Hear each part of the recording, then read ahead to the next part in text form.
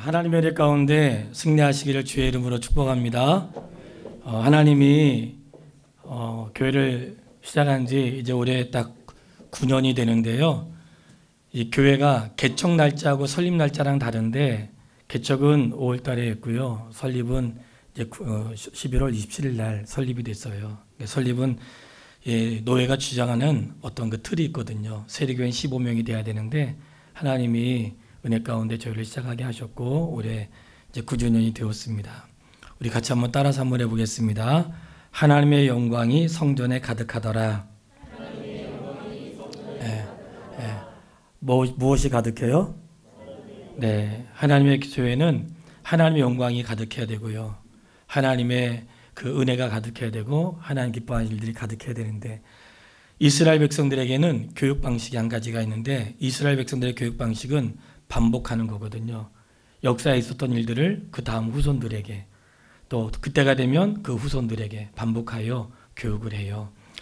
그러니까 교회가 어떻게 세워졌는지를 좀 짧게 말씀을 드리고 오늘 본문의 말씀을 드리려고 합니다.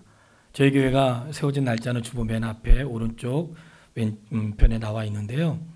교회가 9년 전에 세워질 때에 제가 서울합병교회 부목사로 7년 동안 부목사로 있었고요. 19살에 신학을 해서 부교육자 생활을 딱 20년 딱 채웠던 것 같아요. 20년 채우고 30살에 안수를 받고 목사로는 올해 20년째가 되거든요. 근데 서울합병교회에서 7년을 부목사로 섬기는 동안에 처음 제가 서울합병교회 부목사로 갈 때에는 어린이 청소년 교육 담당으로 갔어요. 제가 청소년 그 어린이 사역을 오랫동안 하고 있어서 어린이 청소년 청년 교육 담당으로 가서 그 교육부서를 맡아가지고 일을 했었는데 원래 제 개인적인 꿈은 한국교회에 다음 세대를 잘 세우는 게 개인적인 목표였고 그걸 준비하고 있었는데 화평교회에서 부목사로 있는 동안에 4년쯤 됐을 때에 담임 목사님이 목사는 목회를 해야 된다고 그래서 이제 교육부서는 지도만 하고 교구를 맡아서 3년 동안 교구 사역을 했어요. 그 가운데 교회가 뭘 해야 되는지를 보게 되고 7년 동안 화평교회에서 부목사로 있으면서 목사님께 정말 감사해서 선물을 한번 드린 적이 있는데 어떤 선물이었냐면 목사님에게 잘 보이려고 드린 게 아니고 목회를 가르쳐 준 거에 대한 내가 원래 어린이 청소년 사역만 하려고 했었는데 이 목회를 해야 되겠다고 생각했던 결정적인 계기는 목사님의 목회 철학 때문에 그랬어요. 서울합평교회는 천호동 우성아파트 단지 안에 있는 상가교회를 시작해서 상가가 한 300평 되는데 그 평에서 조그맣게 시작해서 조금씩 늘려나가지고 3층 본당, 2층 교육관, 지하 식당 교육관 해가지고 교회가 아직도 상가에 있지만 그 상가 건물을 교회가 다 매입을 해서 있고요. 근데 그 교회가 3년마다 개척교회를 하나씩 세웠는데 그 개척교회가 그 교회 부목사를 했던 사람들을 3년마다 하나씩 한 명씩 내보내서 교회를 세운 거예요. 그러니까 처음에는 돈이 많지 않으니까 조금밖에 안 했겠죠. 그렇게 세운 교회가 전라도, 순천, 진주, 또 원주 그렇게 흩어져 있고 서울 근교로는 군포 그리고 하남, 저희 수원에 이렇게 있어요. 병점에도 있네요. 이렇게 해서 서울합평교회가 지교회로 세운 교회가 13개고요. 지교회가 또 지교를 세운 교회가 7개 교회예요. 그래서 모이면 20개 교회가 1년에 한 차례씩 모여서 총회를 하고 수련을 하면 완전히 대가족이죠. 근데 그 교회 시작이 서울합평교회에서 시작을 했던 거예요. 7년 동안 그 교회 모습을 보면서 교회가 무엇인가를 생각을 했어요. 그 교회는 대로변에 있는 것도 아니고 상가 안에 아파트 단지 안에 상가였는데 그렇게 크지는 않지만 점점 성장해서 나름대로의 규모를 가지고 있는 지금은 잘 모르겠지만 제가 있을 당시에는 장년 성도 한 600명, 청년들이 한 1000명, 청년들이 한 100명, 학생들이 주일학교까지 해서 한 1000명 정도 이렇게 모이는 교회였거든요. 근데 그 교회에서 뭐가 좋았는가? 교회를 세우는 게 되게 좋았어요. 근데 교회를 세우는데 어떻게 세웠냐? 부활절, 성탄절, 추수감사절, 절기헌금은 항상 목적 헌금으로 썼어요. 부활절 헌금은 부활절과 성탄절 저희도 목회를 해보니까 성도님들이 특별한 절기에 특별하게 헌금 드리잖아요. 그 헌금이 교회 재정에 상당히 도움이 많이 됩니다. 근데 그 재정을 개척교회를 세우거나 선교지의 교회를 세우거나 그런 일에 목적을 했던 거예요. 그런 게 좋았어요. 그러다가 제가 30년째, 교회가 30년째 되었을 때 우리 교회가 10번째 지교회로 개척을 나오게 됐는데, 그때에 저를 개척 내보내려고 매월 250만 원씩 3년 동안 교회가 적금을 들었어요. 그래서 제가 개척하는 그 해에 1억을 만들어서 개척자금 1억을 지원해 줬던 거예요. 그 개척자금 1억으로 여기 이전하기 전에 왔던 그 상가교회, 거기가 보증금이 1억이었거든요. 그 교회 오게 된 그 과정은 시설이 좋고 주변 환경이 좋아서가 아니고요. 보증금 1억이 맞아서 온 거예요. 사방 찾아도 1억짜리가 없는 거예요, 보증금이. 예. 근데 딱 맞아가지고 왔는데, 이 교회 날짜랑 잘 맞아가지고 그래서 왔고, 그렇게 해서 교회가 1억 보증금을 교회가 대줬고, 제가 생활할 수 있도록 150만 원을 3년 동안 지원을 해줬어요. 3년 동안 지원해 줬는데 당시 교회 월세가 130만 원이었고요. 공과금까지 나가면 딱 되니까 이제 150만 원 지원해줘도 생활할 게 없잖아요. 목사님 물어보시더라고요. 전세로 가라고 했더니 왜 월세로 가가지고 어떻게 하려고 하냐 그러더라고요. 제가 뭐라 그럴게요. 주께서 다 아십니다. 그래가지고 150만 원 보내준 거 가지고요. 월세 내고 공과금 내고 사는 거는 주님께 맡겼어요. 왜 그렇게 했는가가 중요하죠. 개척을 해야 되나 하지 말아야 되나 할 때 기도하면서 두려움도 있고, 야 이거 꼭 해야 되나. 당시에 제가 개척할 때에 청빙이 있었어요. 부천에 조그맣게 예배당이 있고 한 성도가 70명이 되고 예배당이 지어진 교회에 제가 설교를 한번 간 적이 있었는데, 그 교회에서 저를 목사로 청빙을 했어요. 근데 그때 언제 청빙했는가? 개척하려고 준비하고 있는데 청빙한 거예요.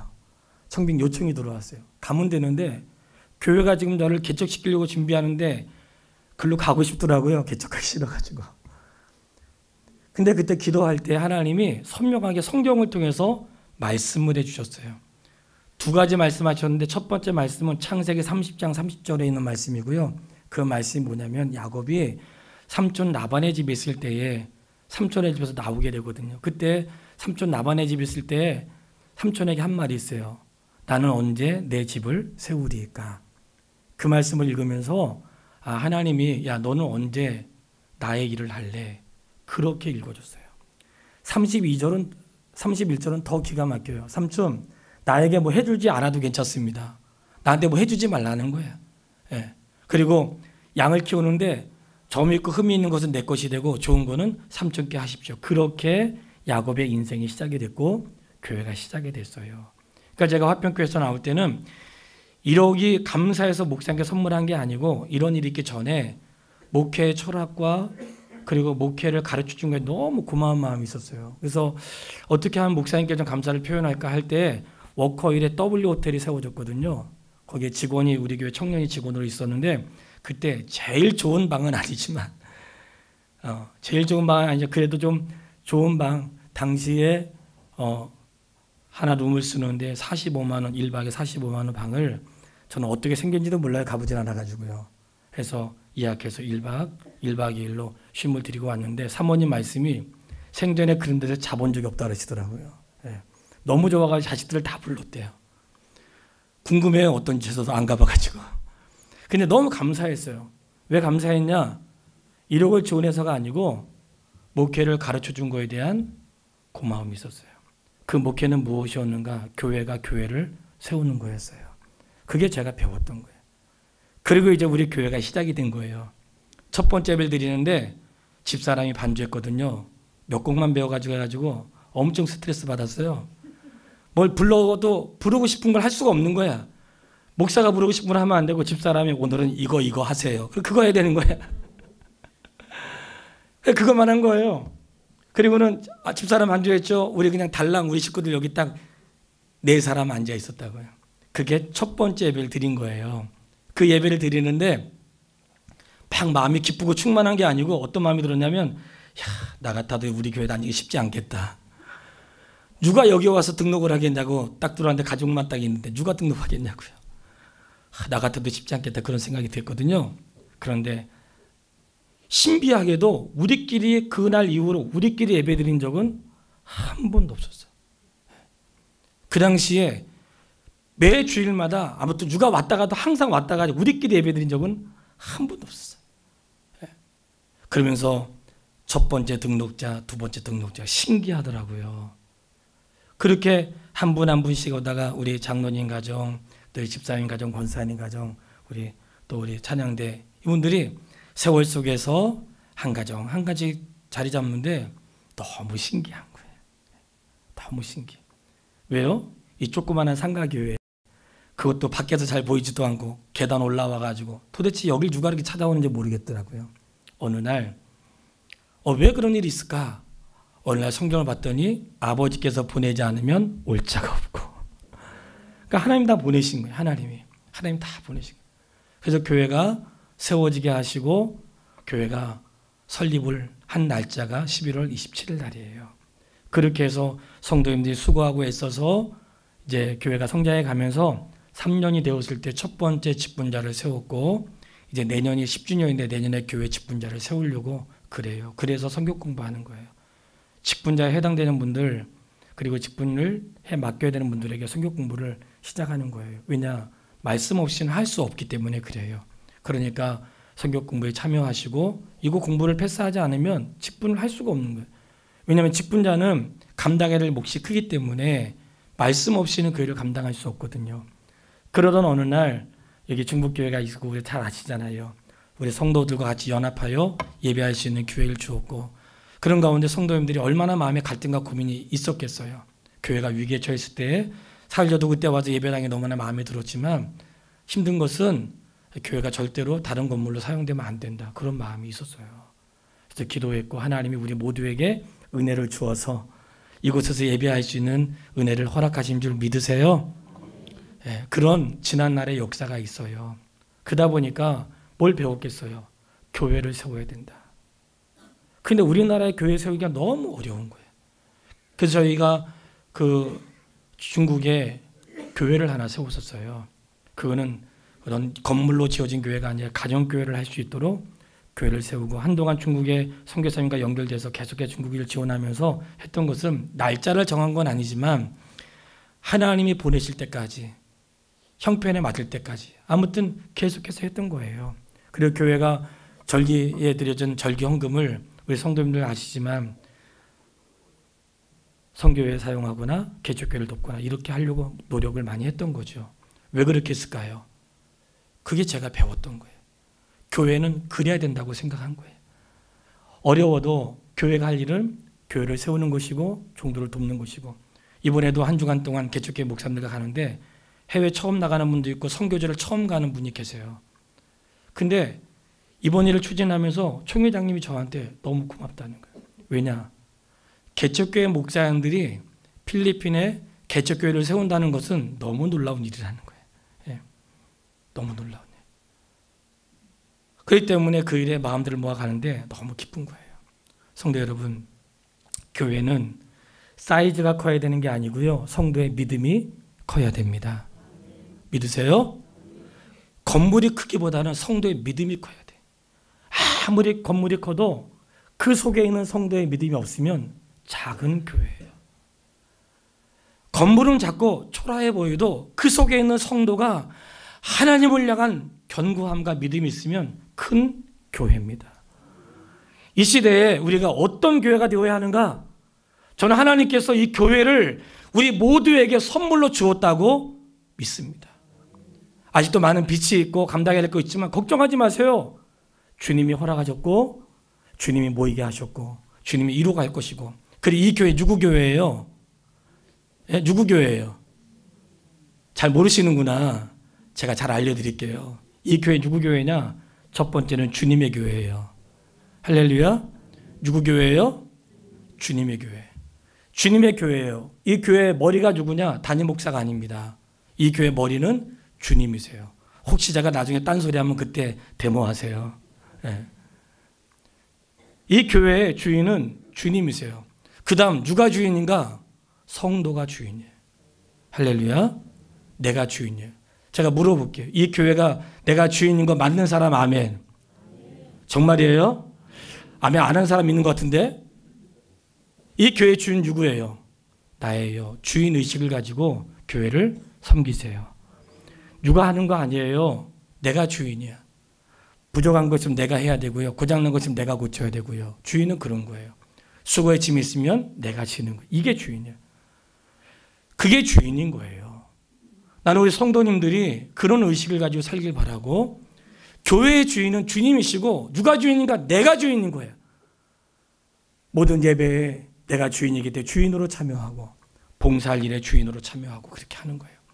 세월이 갈수록 점점 힘들어지잖아요. 우리 교회도 어르신들이 좀 많아지고 또 이제 젊은 분도 계시고 같이 어울려서 저는 얼마나 좋은지 몰라요. 어른부터 어린아이까지 있는 게 건강한 교회예요. 같이 어우러지고 존경하고 사랑하고 도와주고 굉장히 좋은 교회의 모습인 거예요. 그렇기 때문에 바라기는 지나온 역사 가운데 하나님께서 그렇게 하셨거든요. 우리 교회가 어렵지만 어렵지 않은 것은 교회의 주인이 주님이시고 교회의 주인이 성도고 그 교회에 청지기로 세워진 저와 함께 정말로 하나님이 기뻐하시는 교회를 이루어갔으면 좋겠습니다. 오늘 말씀을 전하려고 하는데 이번 주에 너무 기뻤던 건요, 이번 주 말씀 가운데 뭐가 있었어요? 성전에 대한 말씀이 있었어요. 에스겔서 40장부터 48장까지 성전에 대한 이야기예요. 참 하나님 설교하기 좋게 말씀해 주셔가지고 얼마나 감사한지 몰라. 교회 설립일 날 말씀 전해 드리는데 에스겔서 40장부터 48장까지 성전에 대한 이야기인데 거기서 몇 가지만 말씀을 드릴게요. 첫 번째, 오늘 본문의 말씀을 한번 1절 말씀을 읽어보세요. 40장 1절 말씀 다 같이 읽겠습니다. 우리가 사로잡힌 지 25째 해 성이 함락된 후 14째 해 첫째 달 10째 날에 곧 그날에 여호와의 권능이 내게 임하여 나를 데리고 이스라엘 땅으로 가시되. 아멘. 무슨 말씀인가? 이스라엘 백성이 지금 포로로 잡혀와서 포로 생활하고 있는 거잖아요. 포로 생활하고 있는데 예루살렘이 한 번에 무너진 게 아니고 언제 무너졌는가? 포로 생활을 하고 있는지 25번째 해가 되었고, 그리고 성이 함락된 지는 14년이 지난 그때에, 이 말씀이에요. 그러니까 예루살렘의 성이 무너진 14년이 되었을 때에 하나님이 환상 중에 에스겔에게 새로운 성전의 모습을 보여준 거예요. 이스라엘 백성들은 어디 중심으로 살았는가? 성전 중심으로 살았거든요. 근데 그 성전이 무너진 거예요. 성전이 바벨론에 의해서 무너지고 깨지고 완전히 무너져 성전에는 모든 기물들은 빼앗기고 회복할 수 없는, 그나마 성전이 있으면 다시 돌아갈 기대라도 할 텐데 성전이 완전히 무너진 거예요. 무너진 지 14년이 되었을 때에 소망이 없는 거죠. 그때에 하나님이 성전에 대한 환상을 보여주면서 너가 성전을 측량하라. 측량하면서 어떻게 성전이 되어지는지를 말씀하시는 거예요. 성전을 누가 측량하는가? 하나님의 성전을 디자인하시고, 디자인된 성전에 누가 들어가시는가? 여호와께서 성전으로 들어가시더니 여호와의 영광이 성전에 가득하더라. 할렐루야. 그 성전에 여호와의 영광이 가득했던 거예요. 성전에 무엇이 가득해야 될까요? 사람만 가득하면 안 돼. 교회는 사람만 가득하면 안 돼. 이 사람들이 모였는데 하나님을 예배하지 않는다면 그 모임은 하나님이 기뻐하시는 모임이 아니에요. 두세 사람이 모일지라도 내 힘으로 모인 그곳이 하나님이 함께 하신다고 했어요. 구역이나 적게 모이나 낙심하지 마세요. 하나님이 함께하는 곳은 여호와의 이름으로 모여야 되고 여호와의 영광이 그곳에 가득했다는 거예요. 우리 교회에 무엇이 가득해야 되겠어요? 하나님의 받으신 예배 가운데 하나님의 영광이 가득해야 될 줄 믿습니다. 하나님의 영광 가득해야 되는데 성전에 담을 치는데 이 담이 동서남북 사방으로 쳐져 있는 거예요. 그 담에 대한 이야기가 오늘 칼럼을 쓴 거예요. 동서남북 사방에 담이 있는데 이 담은 무엇인가? 밖으로부터 성전 안으로 거룩하지 못한 것이 들어오지 못하도록 담을 쳤다는 거예요. 밖에서 교회를 볼 때는 별 볼 일 없어 보이죠. 이게 뭐 대수롭지 않아 보이잖아요. 그러나 교회는 달라요. 뭐가 다를까요? 하나님이 거하시는 곳이고 하나님의 영광이 가득한 곳이었던 거예요. 그러면 세상과 담을 쳤는데 세상과 구별되었다는 의미 속에서 세상과 달라 이렇다기보다는 거룩하지 않은 자는 이 안으로 들어올 수 없다. 그런 뜻이에요. 거룩하지 않은 자는 담 안으로 들어올 수가 없는 거예요. 왜요? 하나님이 거룩하시기 때문에. 그 담은 거룩하지 않은 자가 들어오지 못하도록 담을 쳐놓은 것이고, 그 담에 동서남북으로 문지기의 방이 있었으니 그 문지기는 무엇을 하는가? 거룩하지 않은 것이 성전 안으로 들어오지 못하도록 막는 역할을 했던 거예요. 문지기가 누굴까요? 우리가 다 같이 이 시대에 하나님의 교회의 문지기가 되어야 하는 거예요. 하나님의 교회에 이단이나 거짓된 것이 들어오지 못하도록 스스로 정리하고 스스로 돌보고, 바로 그런 일들이 우리 안에 있어야 되고, 심지어는 우리가 우리 육체 가운데도 내 마음이 성전이니까, 내 속에 주님이 계시니까 내 안에 세상의 일들이 들어오지 않도록 잘 관리하고 점검할 수 있는 하나님의 사람 되기를 주의 이름으로 축원합니다. 그리고 그 안에 성전이 있었고, 성전에서 봉사할 수 있는 제사장들의 방이 있고, 그를 돕는 레위 사람들의 방이 있어요. 성전의 중심이 제사장이다, 그런 뜻은 아니에요. 성전의 중심에 있는데 그 성전에 무엇이 중요할까요? 그 성전에서 일을 하는 사람들이 중요해. 그렇기 때문에 성전에서 일하는 사람들을 거룩한 방이라 이렇게 이야기해요. 성전에 드린 제물을 거룩한 제물이다. 거룩하게 하셨다는 거예요. 목사가 거룩하고 성전에 일하는 사람이 거룩한가? 아니요. 하나님이 거룩하시기 때문에 우리가 거룩해야 된다, 이렇게 말씀하고 계시는 거예요. 그 가운데에 제사장이 있고 그 주변에 레위 사람들, 예배를 돕는 자들이 있어요. 성도 여러분, 우리가 주목해야 돼요. 하나님의 질서 가운데 누가 가끔 물어봐요. 목사님, 우리 교단은 여성 목사를 주지 않거든요. 이제 여자 목사님도 계신데 옳으냐 맞냐, 아무튼 논란이 지금도 많아요. 맞는데 저희가 성경을 해석하는 것은 성경이 여성 한 수가 없기 때문에 그렇다고 믿는 거거든요. 성경을 통해서 12지파와 12사도 중에서 여성이 없고, 성전에서 봉사하는 제사장과 레위 사람들이 여성이 없어요. 그렇기 때문에 여성 한 수를 세우지 않는 것이에요. 그러니까 지금 세웠던 사람들에 대해서 틀렸다고 말하기보다는 그거는 개별적으로 세울 수 있겠지만 저희가 가지고 있는 신앙으로는 세우지 않는 게 옳구나, 그래서 세우지 않는 거예요. 왜냐하면 성전에서 일하던 당시의 사람들 중에는 여성이 없어요. 물론 봉사하는 자들 가운데 있지만 성전에서 제단을 돕고 하는 모든 자들이 다 제사장과 레위 사람들이었고 남성들이었고, 그리고 12지파와 12사도가 남성이었거든요. 그러니까 어떤 그런 취지를 가지고 있어요. 그러나 분명한 건 성전에서 일하는 제사장과 레위 사람 돕는 자들에 대해 성경이 뭐라고 하냐? 그들은 하나님 가까이에서 수종드는 자라는 거예요. 자, 그럼 보세요. 하나님 가까이에서 수종드는 사람 목사만이에요? 아니에요. 장로님, 안수 집사님, 권사님, 집사님, 교회 봉사하는 모든 자들 누구 가까이에서 일하는 거예요? 하나님 가까이에서 일하는 사람들이에요. 하나님 가까이에서. 내가 생애를 살면서 하나님 가까이에서 일할 수 있는 것을 큰 기쁨으로 여기시기를 바랍니다. 왜 그럴까요? 거룩한 곳이고 구별된 곳이고 아무나 들어올 수 없는 그곳에 구별하여 들어왔고 구별된 자들 가운데서 특별히 하나님 가까이에서 일을 할 수 있는 기회를 주었으니 그거를 기쁨으로 여기시고 맡겨진 직분을 소홀히 하지 않는 하나님의 사람이 되기를 바라요. 그리고 외부에서 교회를 방문하거나 해서 교회에 정착하고 이사하거나 그럴 수 있잖아요. 그럴 수 있어요. 그래서 성도가 다른 곳으로 가게 되면 제가 확인을 하잖아요. 어느 교회로 가는지. 그래서 임명비서를 떼. 몰래 가는 사람들은 어떻게 확인할 수가 없지만 얘기하면 제가 정식으로 어딜 가라고 하고 가서 할 수 있도록 임명비서를 띄워주는데, 다른 데서 오신 분도 마찬가지. 다른 분도 오신 분도 그렇게 하면서 같이 정착해 사는 거예요. 하나님의 교회는 다 믿음 안에서 한 형제와 자매이기 때문인 줄 믿습니다. 그런데 여기서 우리가 주의할 게 한 가지가 있어요. 이 말씀이 나왔으니까 알려드리는 거예요. 교회의 직분은 누군가? 교회의 직분은 그 교회의 직분자예요. 교회가 직분을 세울 때는 우리 교회가 화평교회 직분자를 세웠어요. 어느 교회 직분자예요? 어느 교회예요? 우리 교회 직분자가 아니에요. 화산교회 직분자가 아니에요. 우리 교회가 직분자를 세울 때는, 여기 세울 때는 그 사람은 수원 화평교회 직분자라고. 만약에 부득이하게 이사를 가고 다른 곳으로 가잖아요. 그럼 직분자가 아닌 거예요. 왜요? 교회의 직분자로 세웠기 때문에 그런 거예요. 그게 맞는 거예요. 하나님 가까이에서 수종들게 하셨는데 그 이 직분이 너무나 귀하고 소중한 것이라 무엇이라고 했는가? 거룩하다 그랬다고. 오늘 하나님의 교회에서 일하는 직분자 여러분, 거룩한 직분자예요. 거룩한 일을 행하고 있다는 의식을 가지고 행하시기를 주의 이름으로 축복합니다. 근데 이 성전 안에 그들의 예배를 드리면서 예물을 드리는데, 성도 여러분, 제가 늘 이런 예물에 대한 이야기가 나올 때마다 성도님들이 난 하지도 못한데 어려운데 우리 어르신들은 목사님 나이 들어봐서 죄송해요, 자꾸 이런 얘기 하시더라고요. 하나도 죄송하지 않은데, 그렇죠?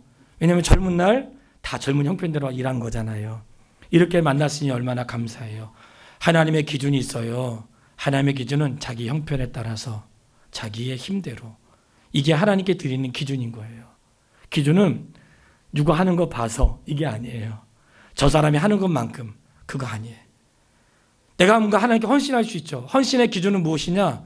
자원하여 자기 형편에 따라 자기의 힘대로, 이게 드린 자의 기본인 거예요. 그렇게 해서 드리고, 성도 중에 혹시 내가 잘 못하는데 할지라도 낙심하지 말고, 절망하지 말고, 고개 숙이지 말고, 내가 뭐 못한다고 그냥 움츠리지 말고, 절대로 그러지 마세요. 왜냐? 하나님의 교회는 하나님의 사람들을 통해 선한 일을 이루어 가세요. 이 성전에서 무엇이 시작돼요? 생명의 강이 성전으로부터 시작해. 성전 문지방에서 물이 시작되는데 그 물이 흘러가면서 건너려고 했더니 처음에는 발목에 차고, 그 다음에 허리에 차고, 점점 차는 거예요. 그 다음에 내가 넘지 못할 강이 된 거예요. 근데 이 강물이 지나가는 곳마다 죽었던 자들이 살아나고, 죽었던 그 바다가 생명을 갖게 되고, 물고기가 살고 생명이 살아나는 거예요. 이게 뭘까요? 생명의 강은 예수 그리스도예요. 주님으로 인하여 죽었던 자가 사는 것이고요, 주님으로 인하여 서는 거예요. 성도 여러분, 제발 바라기는 말씀 안에 서시고, 이 땅의 생명수는 목사가 아니에요. 어떤 이단은 자기가 생명수라는 거야. 내가 생명의 강이니. 제발 그런 데 빠지지 말고, 생명의 강은 예수 그리스도예요. 주님만 우리를 살릴 수 있고, 주님만 우리를 충만하게 하고, 주님으로 인하여 죽었던 자가 살고, 어떤 인생도 주님으로 인하여 회복되지 않을 인생이 없는 거예요. 근데 그 은혜가 어디에서 시작이 돼요? 집에서 시작되는 거 아닙니다. 여행지에서 시작되는 거 아니고요. 하나님의 전에서 시작이 되는 거예요. 그 하나님의 전에 시작된 물이 흘러가면서 사람들을 살리기 시작하는 거예요. 교회는 무엇인가? 사람을 살리는 곳이에요. 죽어가는 사람 살리는 거예요. 죽어간 영혼 살리는 거예요. 아파하는 영혼 살리는 것이고요. 병든 영혼 살리는 것이고요. 힘든 사람 살리는 거예요. 그러니까 오지 않아도 될 사람은 아무도 없어요.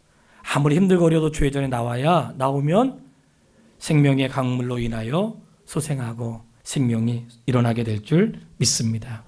그러면서 이스라엘 백성이 성전을 중심으로 각 지파들이 구성이 돼요. 성도 여러분, 집도 마찬가지예요. 하나님 교회 중심으로 살아야 되고 말씀 중심으로 살아야 돼요. 우리 성도들 멀리서 오시는 분들 있잖아요. 정말 고맙고요. 한결같이 쉽지 않을 거라 생각해요. 고마워요. 근데 이런 말씀 드리고 싶어요. 예, 우리 집이 부산에 있어요. 집에 가야 돼요? 가지 말아야 돼요? 가야죠. 출장 갔다가 다시 와야 돼요? 오지 않아야 돼요? 와야죠. 교회는 집이에요. 교회는 내 영혼의 집이에요. 예. 군대 갔다가 다시 돌아와야 되는 것처럼 교회는 그런 거예요. 매주 모이는 곳이 거리와 상관이 없어요. 왜냐? 우리 집이에요. 내가 하나님을 예배하는 곳이고 하나님 만나는 곳이에요. 이곳에서 하나님 나의 영혼을 먹이시고 내 꼴을 풍성하게 하시는 거예요. 그 은혜가 있는 거 믿으시죠? 바라기는 우리 교회가 하나님이 올해 9년을 맞이하게 됐는데 아직 많이 부족하지요. 바라기는 우리 교회가 어떤 교회가 되면 좋을까 할 때에 어렵지 않아요. 우리 항상 오른쪽에 현수막을 보시면 교회 기능에 대해서 다 해놓고 주보에 나와 있거든요. 복음에 헌신하는 교회, 하나님 말씀이 복음이기 때문에 복음에 헌신하는 교회, 그리스도인을 양육하는 교회. 왜 양육하는가? 한 사람 한 사람이 서야 되니까. 땅끝까지 증인, 선교해야 되고요. 세상의 빛과 소금이 되어야 되고요. 다음 세대를 세워야 돼요. 이게 교회가 해야 될 중요한 기능이에요. 이것은 목사가 만들어낸 게 아니고요. 성경을 근거로 하여 하나님의 교회가 해야 될 일들을 기록해 놓은 곳이에요. 자, 우리 교회가 어떤 교회가 되어야 할까요? 교회의 주인 되시는 주님을 쫓아 교회의 주인 되는 성도들이 하나님의 뜻을 이루어갈 수 있는 교회가 되어야 할 줄 믿습니다. 그 일에 참여하시고 처지지 마시고 수고의 짐을 함께 지시고 함께 주님의 영광을 위해 승리하여 우리 교회가 하나님의 영광이 가득한 교회가 될 수 있도록 협력하여 힘쓰기를 주의 이름으로 축원합니다.